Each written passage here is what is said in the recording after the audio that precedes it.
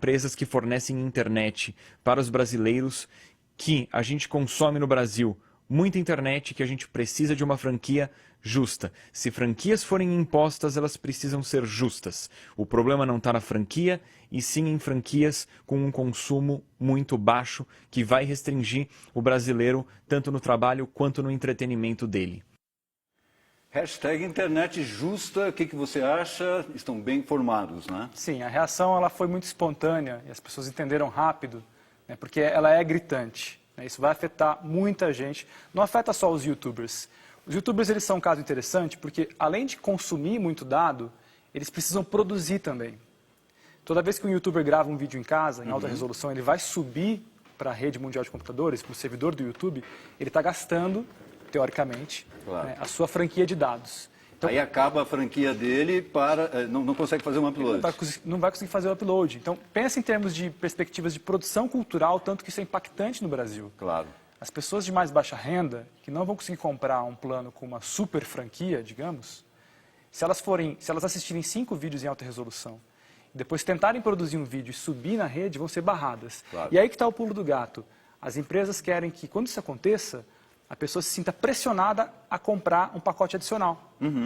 É aí que configura o lucro ilegal dessas empresas, claro, porque eles estão criando um regime artificial, não tem necessidade de fazer isso. Vamos exemplificar, eu acho que na tela vai aparecer lá, assim, ó, para baixar um game, são 440 gigas, é que está meio distante aqui, eu não consigo ler. Netflix, 3 gigas, 1 hora em HD, 3 gigas. YouTube, 1 hora, 120 megas, ou seja, rapidamente, conforme o pacote que você vai comprar, em dias, em menos de um mês, conforme a sua necessidade, o que você consome, você perde o seu pacote. Exato. E a gente tem que também parar de pensar na perspectiva individual e pensar na unidade familiar ou na casa. Exatamente, pode dar esse dado, inclusive. Porque a internet fixa, ela é domiciliar.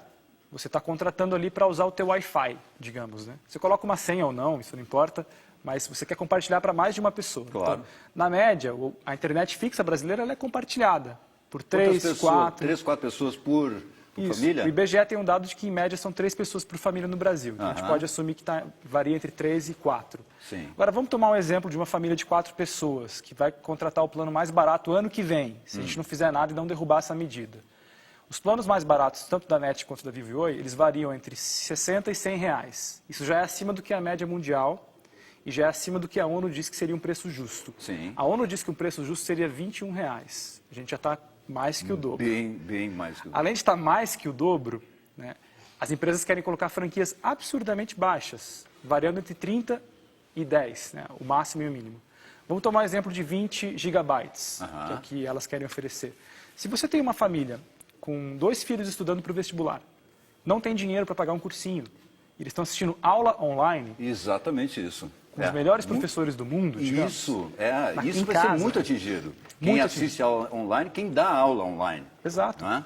Agora, e essa questão do promotor do Ministério Público do Distrito Federal, que está investigando esses bloqueios, ele vai se reunir com a Promotoria Pública Federal, querendo investigar sobre a atuação da Anatel, ele está abrindo uma investigação porque ele suspeita de favorecimento às operadoras. E aí? Isso é algo que precisa ser investigado, né? O IDEC também tem a posição de que você não pode fazer uma mudança significativa sem um estudo de impacto regulatório. E a Anatel não fez isso. Quando ela permitiu a inclusão da franquia, ela não fez nenhuma audiência pública, não produziu nenhum estudo técnico para mensurar qual seria o impacto disso na vida de milhões de brasileiros. E a gente está percebendo agora, por todas essas discussões, por todas as campanhas que estão acontecendo, que o impacto é monstruoso e que a Anatel precisa voltar atrás. Claro. Reconhecer que foi um erro de estratégia, permitir isso sem discutir e que ela não pode simplesmente tomar decisões a toque de caixa, né, para fazer com que a franquia seja implementada em breve, em 3 meses. Essa afirmação que eu fiz aqui, claro que o promotor supostamente acha, tanto que ele vai investigar. A intenção dele é investigar. Não é uma afirmação, nem nossa aqui, eu simplesmente falei o que o promotor disse que vai investigar o que está acontecendo. E a questão do Marco Civil? Porque tem gente que está dizendo assim, porque o culpado de tudo isso, na verdade, é o Marco Civil que abriu brecha, e outros, as próprias teses dizem, não, a gente está de acordo com o Marco Civil. E aí? Muita gente confunde o Marco Civil com uma pessoa, né? Quem que é o Marco Civil? Minha mãe falava isso em casa. Rafael, eu não entendo como vocês discutiram o Marco Civil. Quem que é esse Marco Civil? O Marco Civil é uma lei federal importantíssima, pioneira, que estabelece direitos, né? Lei 12.965. Ela é uma lei de princípios, né? Ela tem como princípio promoção da inovação, liberdade de expressão, redução de desigualdades sociais, proteção da privacidade. Então, é uma série, né, de normas que garantem para a gente direitos no uso da internet. O Marco Civil tem um artigo importante, o artigo 7º, que diz que a internet é essencial para a democracia e para a cidadania. Ele é um instrumento de cidadania no Brasil. Então, a gente tem que tratar a internet como algo especial. Claro. Ele tem que ser universalizado. Todo mundo deveria ter acesso à internet, esse direito básico. E lá eles colocam também que você só pode ser desconectado da internet se você não pagar uma conta. Sim. E não é isso que as empresas querem fazer. Elas querem implementar um modelo de negócio em que, se você atingir a franquia, você vai ser desconectado. Vai ser desconectado. Ou senão vai baixar a velocidade violentamente, que vai voltar a ser quase uma internet de escada. Exato. Né? Então, eles querem punir os consumidores e tentar modelar a forma como a gente usa a internet sem uma justificativa razoável. A gente não pode admitir isso, porque as empresas não operam num regime totalmente de livre mercado. Né? E a Anatel engana-se em dizer que as empresas são livres para fazer isso, porque a gente tem uma ordem constitucional. A nossa Constituição diz que a ordem econômica serve para algumas finalidades: justiça social, inclusão social, valorização do trabalho. Claro. Como é que fica o trabalho dos pequenos empreendedores que dependem da internet como instrumento básico? Né? Então, isso não foi tomado em consideração ao analisar o impacto desses planos das empresas. A Anatel precisa rever isso, recuar. Bom, o Metrópolis convidou, né, as empresas que prestam o serviço de internet fixa para esse debate.